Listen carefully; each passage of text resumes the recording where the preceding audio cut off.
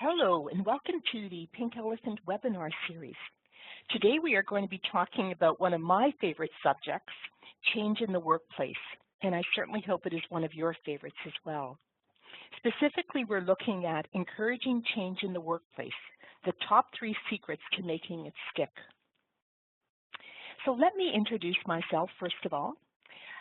My name is Isabel Fairwaters, and I'm the Director of Leadership Talent and Organizational Development here at Pink Elephant. And I've worked in business for many, many years in many types of organizations.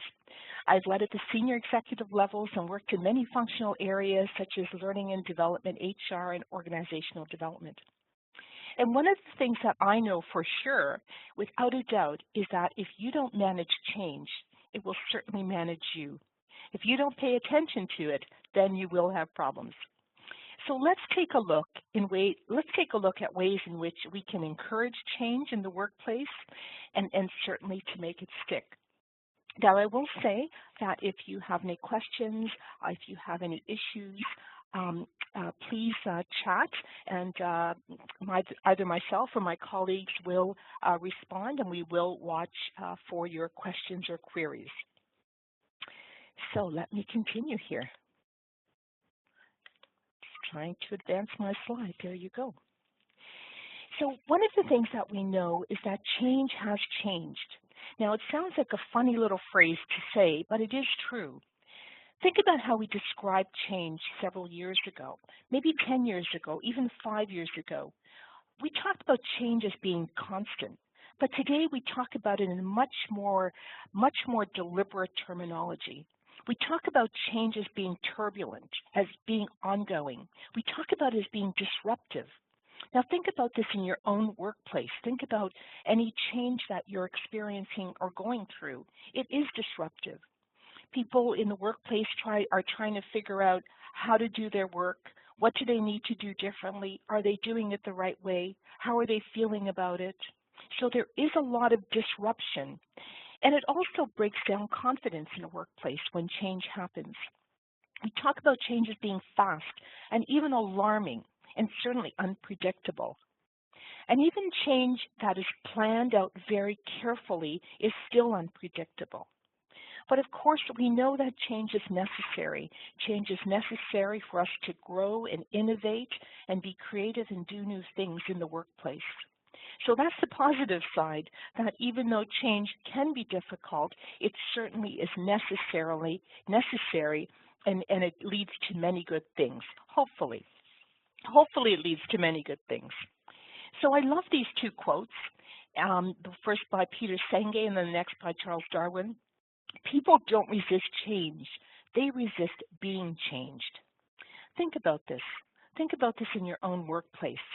And I'm sure that you have many examples of this and examples that where you felt or your colleagues felt that it wasn't about the change, but that they felt that they were being changed. They weren't involved in the change process. They weren't involved in the new way of doing things. And this is never a good feeling. And so often what happens is that we may become a bit more defensive. We might even become skeptical. And this is where you might see resistance happening. The second quote is interesting as well, too, and certainly true. It's not the strongest or the most intelligent who will survive, but those who can best manage change. Isn't this so true? So I've advanced one slide too far. So let's take a look at this slide. So when we look at change initiatives across the organization and we look at the statistics and the research that's been done in the past, we see that 70% of change initiatives fail or don't reach their end result. So they fail in part or in total. 70%. That's a significant number when you think about it. And it's interesting because this research is as true today as it was 20, 30 years ago. So something's not working right if this amount of people and this amount of change is not being seen through successfully. For example, think about if you walked into work tomorrow and 70% of the people were not there.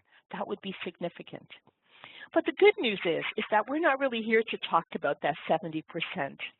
We are here to talk about the 30%. And it's really the 30% that succeed that we want to focus on this afternoon. And so let's take a look at what organizations who do change well focus on. And there are really three things, and these are the three things that I want to share with you today. They are people, communication, and change leadership styles. So we know that with any change initiative, it's all about the people. We know that we have to communicate. And really, we have to communicate, and continue to communicate throughout the whole change initiative and then beyond to make it stick, to make it sustainable. And we have to look at our own change leadership styles and be aware of how the change is impacting and affecting us as well, too. So none of this is rocket science. None of this is probably different from anything that you've heard before. But what we're going to do is we're going to look at each one of these components. And what I'd like you to think about is I'd like you to think about these components within your own workplace and how focusing on them with intent, focusing on them throughout the change initiative would make a difference to the work that you do. So let's take a look at the first one, people. Well, we know that change is all about people. And we know that in order to be successful, we really have to know people. And when you look at people in the workplace, and if you really want to inspire them to lead, follow, or jump on that change bandwagon, I urge you to pay close attention to these three areas. And the three areas are the human response to change. So in fact, what happens when we go through any kind of a change process, as human beings, we all have similar and common ways that we react. And this is true whether it's a positive change or a negative change. And then consider the next layer on top of that, which is individual differences. We're different as people, where we have likes and dislikes. We have patterns of responses. And also the past experience with change. Now, this is really important, and this is something that we don't always think about, but everybody brings past year experience with them. And sometimes they bring baggage with them as well, too, because they may have gone through some kind of a change initiative, small, medium, or large, that didn't work for them. So they're going to bring that into the experience of the change initiative. So let's take a look at these, and let's see how they impact the work that we do. So you may have seen this before. This is the change curve. And this was initially developed and put together by Elizabeth Kubler-Ross. And she was looking at the reaction to death and dying. And she noticed a lot of similarities and common factors. And she noticed that people pass through psychological stages. So over the years, this change curve has been adopted by psychology, by organizational development, by human resources to look at how people respond to change situations.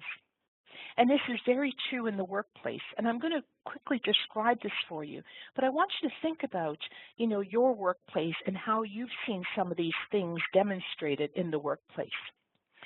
So, and what's interesting too about this is it doesn't matter if the change is good or not so good. If it's perceived as positive or negative, people are still going to go through these to one degree or another.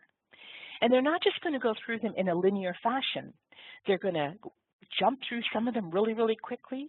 They might get stuck in some areas, or they might go back and forth. So it's not a linear process. It doesn't go here, as the numbers suggest, from 1 through 7. It's really a back and forth kind of an experience. But it is psychological stages that people go through, and we all have this in common. And if you'll notice on the left side of the screen, on the left axis, that morale, energy, and performance in the workplace decrease or increase based on where people are at. So if we look at, something where people maybe aren't expecting a change in their work environment, there is shock. That's quickly followed by denial and maybe anger. So I'm sure you've seen anger. You could, around the water cooler, you may have heard people saying things like, We never do it right here. Oh, we're trying this again. It never works. I just don't like this. I don't see why I have to change. The ways that I've been working has been fine. So there is anger at times when we expect people to go into change some way of working. And then it goes very quickly perhaps into self-blame. And then there's this bottom stage here. You can see the depression and confusion. It's really almost a transition. People have to go through a transition, and we all go through this. And the challenge for an organization is to help people move through this, because sometimes people get stuck right here. And when people get stuck, their morale, their energy, their performance is low. And they almost have one foot in the past in the old way of doing things, and then another foot in the future. But they're not really there yet. So as leaders in organizations, we need to pay special attention to this, and we have to recognize and realize that people are going through this. We ourselves might be going through this, and we have to help them move through it, because there is light at the end of the tunnel. There is, when as people start to feel more comfortable with the change, they start to realize that, hey, yes, I can do this, I can work this way. You'll see acceptance, and then you'll see as the curve increases or swings up, you'll see problem solving, creativity, and innovation. And this is where you want to help people move to. This is where you want to help yourself move to. So again, the challenge here is not to let people get stuck. The challenge is also, and the practice should be to deliberately plan for this, to expect these things that they will happen, and to have time move them through. And the organizations and individuals who are successful with their change initiatives really understand this, and they really help people transition through this phase. So the next one, see, I've done it again, gone forward. The next piece of this, when we look at people, is we have not just our human responses to change, but we have individual differences in past experiences. We're different as people. We have different personalities. We have likes and dislikes. Some of us by nature are more open and receptive to change. We thrive in change environments. Some of us are more optimistic and go with the flow. So think about that. Think about that even for yourself. Think about that for your colleagues. How do they respond to this? What are their individual differences? And of course, we have past experience with change. Has it been good or bad? Have we gained something from the change? Have we lost something? Do we trust the organization to make a difference? Do we know how we are going to change and what's in it for me? Those are questions people are always asking, whether they ask it out loud or they think it. They're always saying, what's in it for me? Am I going to have to change my habits, my behavior, my work processes? What am I going to have to do differently? They're also going to ask the question, am I going to be able to do this thing differently? So I want to introduce this at this point as well, too, because what happens as people are going through some kind of a change initiative is that they're always going to have to do something different. So this is, in the workplace, if there's a change, then something's going to have to change. Our patterns, our habits, the way that we work. And in fact, when we look at this model here, bridges stages of transition, we see that there's endings because we have to let go of things before we can start new things. And so we have to recognize this in organizations who get through some of the agony of change, realize that people have to let go of the old ways of doing things. Then there's this neutral in-between zone. They're in transition. Remember, we talked about this in the change curve. We looked at, where people get stuck. Well, we have to help people get through this neutral zone and into new beginnings, because it's only going to be in these new beginnings where people are going to be able to thrive and really embrace the change and sustain it and really make it stick. So I love this quote. So we've looked at people. The second thing we're going to look at is communication. And I love this quote because it's just so true. The single biggest problem in communication is the illusion that it has taken place. The illusion.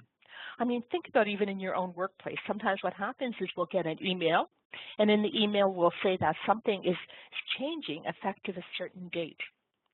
And then what happens is we probably forget about it because we're so busy doing other things and going in other directions. And so the illusion that communication has taken place is there. We should know, we should remember, but we often don't. So there's many secrets around communication, and the best piece of advice that I can give you is communicate often and communicate early. Let people know what's going on. Even if you don't have all the information, you don't have all the answers, that's okay. Let people know what's going on. Do not leave them in the dark. Let them know who, what, where, when, and how. Let them know who, or let them know who needs to communicate and what we're communicating, where, how often, what formats, and how many times. And then once you think that you've communicated enough, where people are no longer confused and asking about what's in it for them because they know their gains, their losses, then communicate some more. The more you can communicate, the better. And I urge you to set up some kind of a comprehensive communication strategy, and whether you set it up in an Excel sheet or a Word document or in a paper list, set it out. Make sure that you know who's going to communicate, how often, and what format, and how this is going to continue throughout the whole change initiative. Because that's another part of the secret, is you can't just communicate once. This is not a one and done. This is an ongoing, this is communication, and this has to sustain the full life cycle of your change initiative. And in fact, I would suggest it even has to go beyond. And it has to go beyond because people default. They go back. Remember when we looked at the change curve? People will slip back, and we certainly do not want them to slip back. So when we communicate, we use one-way, two-way types of communication, and we do this all the time. So one-way communication is what I'm doing right now. We might have a little bit of two-way communication, but most of this is one-way communication. I'm giving you information, I'm sharing stuff with you, and I can get this out to a lot of people. I can get it out to 10 people, I can get it out to 10,000 people. So one-way communication is effective. However, for change initiatives, you have to communicate more than just one way. You need to get feedback as well. Let me give you an example. I think we've worked with a large global publisher, and their main initiative was to become more digital. So this was their change initiative. They were going from their current state to their future state, and their future state was to become more digital. So it was very exciting for them. And what the top executives decided very early on was that they wanted to engage everybody, every single person in the organization. So they made a list of one-way and two-way communication methods, and they started off like this. So they started off with a series of town hall meetings, which was one-way and two-way communications. They got large groups of people together, and they gave them this information. They said, hey, this is what our future is going to look like. This is why it's going to be so great. We want all of you on board. Now let's talk about some of your feelings about this. What do you think about it? Do you think it's a good thing for us to do? Now they recognized that with the initial discussions and with the initial information, people weren't going to have a lot of feedback, but they continued on. So they started off with these series of town hall meetings. They then went on to function-wide meetings. So they met with various function areas, human resources, finance, marketing, to look at how would these changes impact them possibly and get their feedback. Then they had fireside chats. So they had smaller groups, and it was more informal, and they were looking at and asking questions around, how's it going? What's going on? What are some of the barriers? They actually called these PIE chats, P-I-E, Performance, Innovation, and Execution. So it was getting through the change, getting things done, but in a more with informal chats. And the other thing that they did, which I think is just brilliant, is that they had an internal trade fair. So they did like a mini conference and a little trade fair in their organization where they had people who had been successful already. They had them showcase their success. They had posters set up. They had lunch for everyone. They had a keynote speaker. They had guest speakers. And it was very exciting. They also had some information tables, and it was a very positive experience. People asked lots of questions, and they felt good about it. But what it also did was it continued to have this new message go throughout the organization. And that is so key. And so these top executives, I'm sure there was lots of email flying around as well too. I'm sure there must have been some newsletters. I'm sure maybe they put something on the intranet. But they had a plan. They had a list, they had a plan, they had a strategy. And in fact, we were there to see some of this, and we were there to see even beyond. And we did see that it was successful. We saw this as a very successful change initiative that made a difference to this organization and made a difference to everyone. So it's key. Communication is key, and it has to be intentional, and it has to be focused. Now, a lot of this information around communication and around some of the stuff around people, I did take from the Change Manager's Handbook that we use in one of our training classes at Pink. So I wanted to reference that for you. Now, so we talked about people, we talked about communication. And what was the third secret that I said, or the third thing that we need to focus on? And that was change leadership style. Understanding change leadership style. And we know that we have tendencies as leaders to lead one way or in another. So what's interesting about this, and several months ago, I stumbled upon this book called Change Intelligence. And as I was leafing through the book, because it was actually a book that I purchased, actually I have the e-copy of it as well too, but I did purchase the book because I wanted to be able to leaf through it.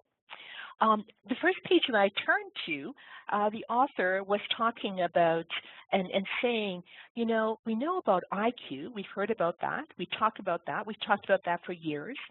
We've talked about EQ, emotional intelligence, over the past several years, 15, 20 years. Well, now there's CQ. And that made me stop in my tracks, and I thought, CQ, well, that's very interesting. Change intelligence.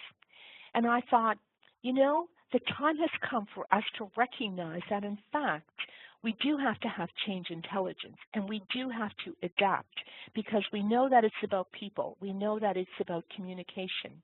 And it doesn't matter what methodologies or techniques or how much we have that we're working on in terms of our program. We need to recognize our own CQ, our own change leadership styles. So the CQ system starts with the premise that each change leader has a basic tendency to lead with the heart, the head, the hands, or all three, or two. And think about this for yourselves in terms of where you tend to sit in this area. Do you connect with people emotionally very quickly? Do people say you're a real people person? And when you're going through some kind of a change initiative, are you the one who thinks about people first of all, thinks about, how are they thinking about this? How are they feeling about this? Do they feel that they're going to be able to do this work?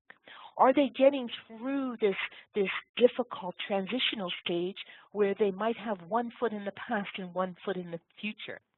So you might lead more with the heart. Someone who leads more with the head is very focused on goals and business objectives. They may or may not pay close attention to the people.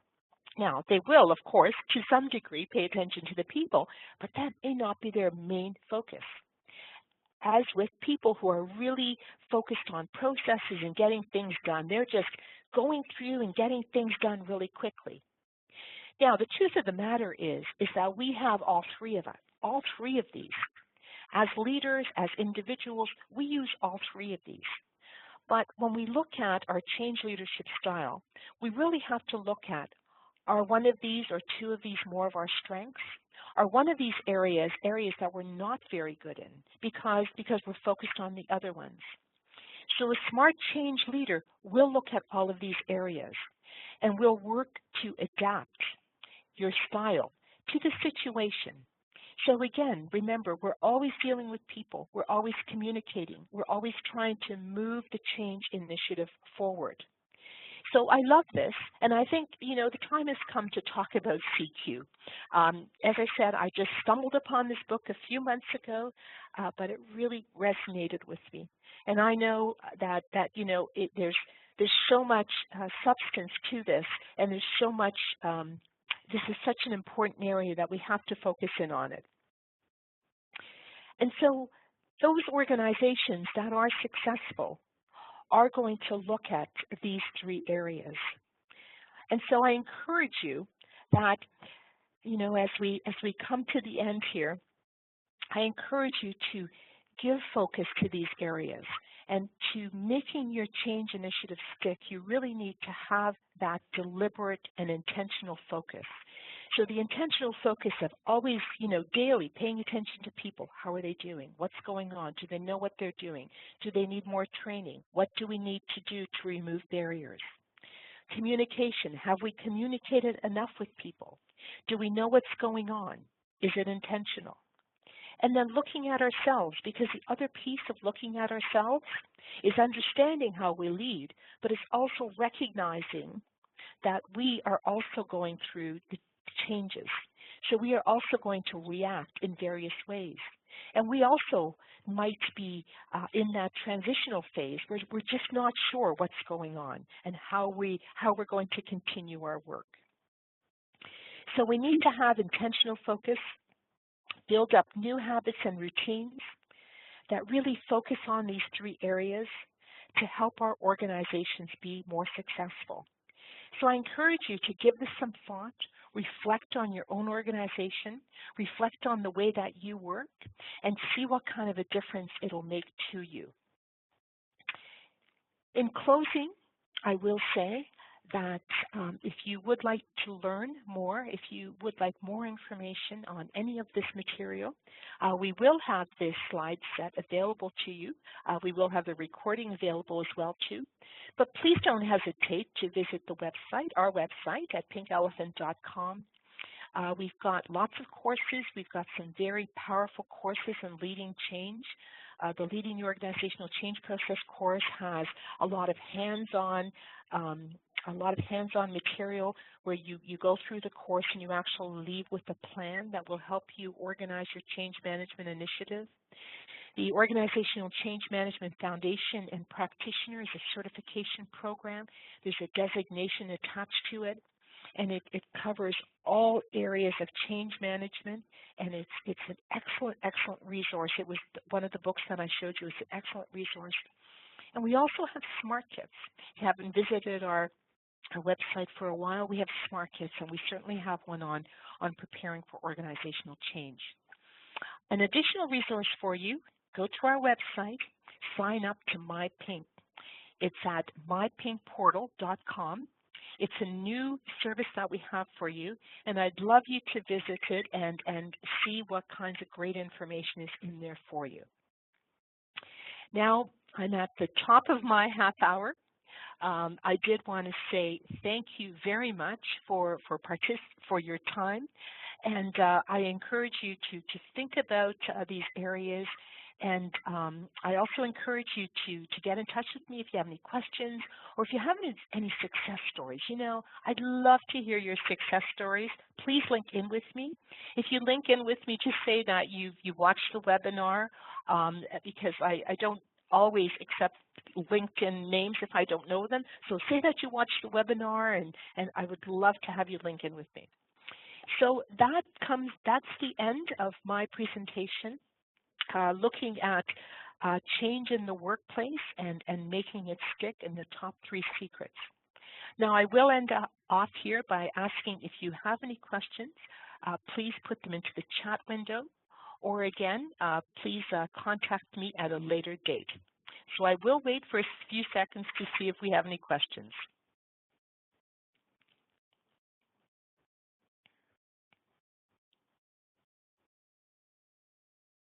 All right. Well, I don't see any questions at this point, but again, thank you for your time, and I will be signing off.